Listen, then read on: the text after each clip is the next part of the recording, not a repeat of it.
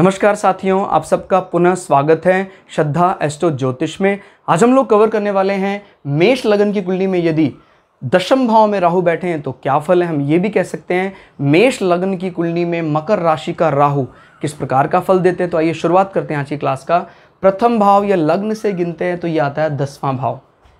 10वां भाव बात करता है हमारे करियर की, हमारे जॉब स्टेटस की, हमारे सामाजिक यश की, सरकार से मिलने वाले फ़ायदों की, घुटनों में कोई दिक्कत है उसकी बात करता है। अभी यहाँ बैठा मकर राशि का राहु। पता है राहु आपको आज का प्लैनेट कहा जाता है, कलयुग का प्लैनेट कहा जाता है। पाश्चात्य सभ्यता या फॉरेन कंट्री के साथ आपके अच्छे संबंध, फॉरेनर के साथ आपके अच्छे संबंध, फॉरेन लैंग्वेज में महारत होना, ये सब राहु की कृपा के बिना संभव नहीं है। जो इमेज कई ज्योतिषी ने राहु को दे रखी है, मेरा यकीन मानिए अगर वो इमेज आपने भी स्वीकार कर ली तो कभी भी राहु का फायदा आपको नहीं मिल सकता है। इनफैक्ट आज के प्लैनेट है राहु, केतु, शनि और शुक्र।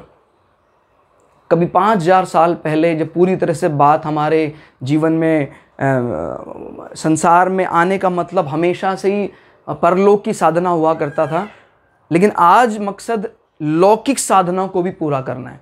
इन आविष्कारों के माध्यम से संसार को सुखी करना या अपने दायित्व का निर्वहन करना ये भी ज़रूरी है। जैसा समय है उस हिसाब से प्लैनेट की इंपॉर्टेंस देखी जाएगी। तो राहु और केतु आज के हिसाब से माने जाते हैं। बिना इनकी मदद से ना तो आप सॉफ्टवेयर में बढ़ सकते, ना डिप्लोमेट हो सकते।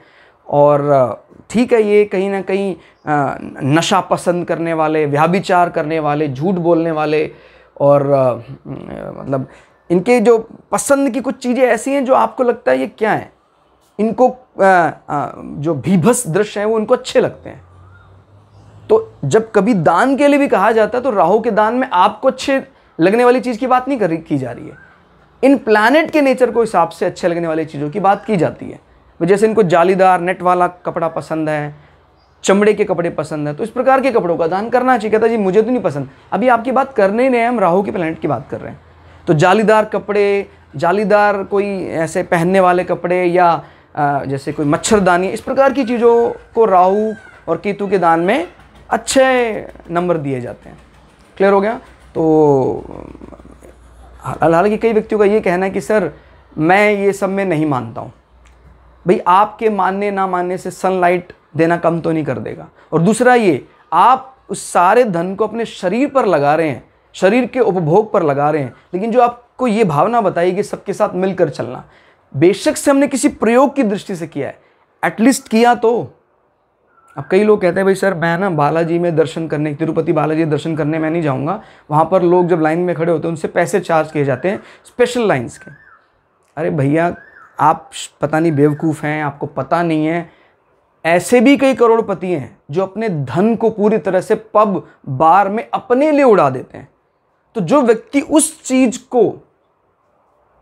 को कॉम्प्रोमाइज करके उस धन का वहां उपयोग कर रहा है, चाहे उसने भगवान के लिए निमित्त कैसे भी लगाया, ये भावना तो आई, लेकिन आपको तो सिर्फ अपने शरीर के सुख के सिवा कुछ दिखता ही नहीं है।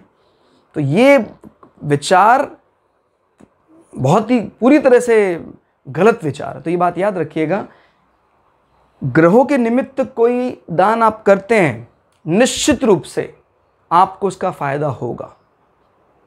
भाई दान की स्थिति नहीं है, मैंने आपको कई बार वैसे भी बोला है कि किसी ज्योतिषी से परामर्श लेने के लिए जाएं तो उसको उचित दक्षिणा जरूर दें।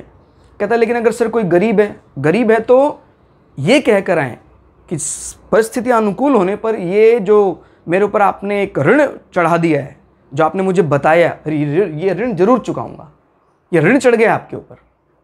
तो प्रकृति का भी समय समय पर किसी भी रूप में ऋण उतारते रहना चाहिए।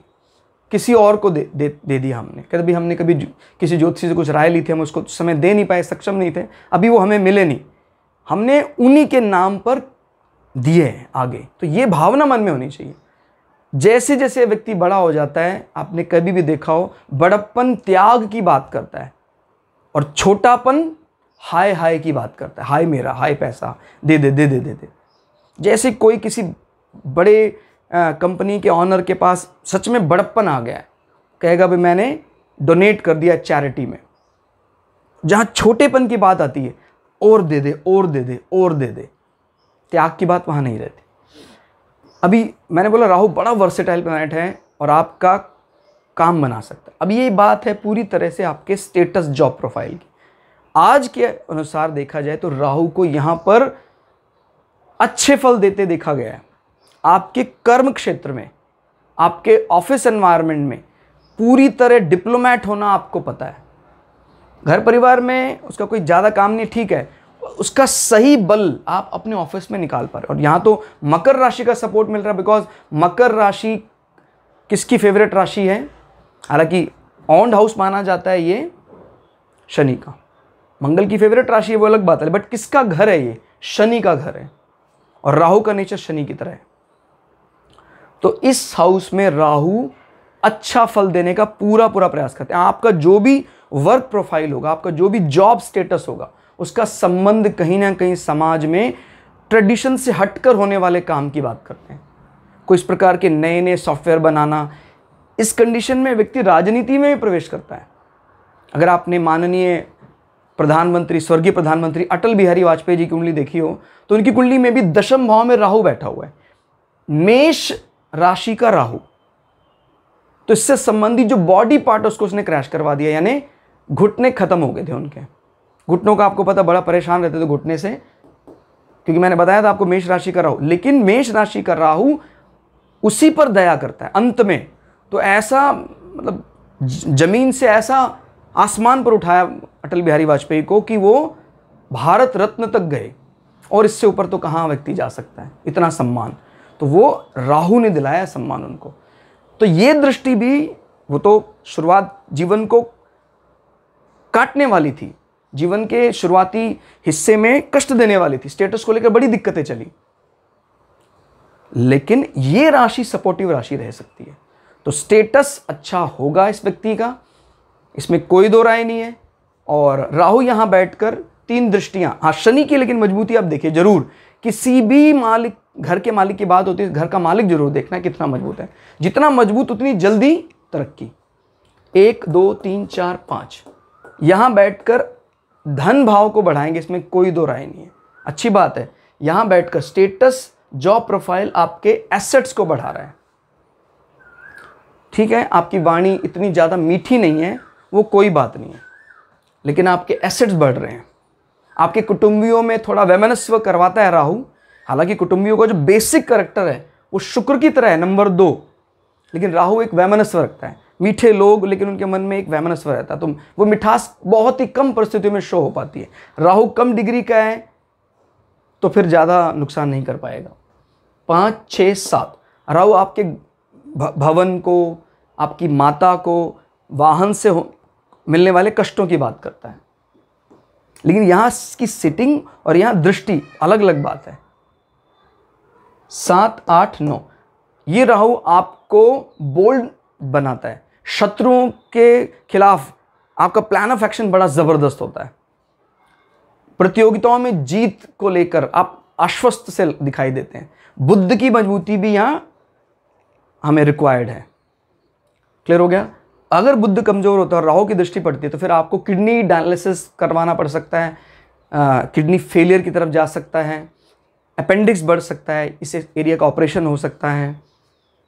बट यहाँ पर इसको कोई ज़्यादा तकलीफ नहीं देने वाला है राहु।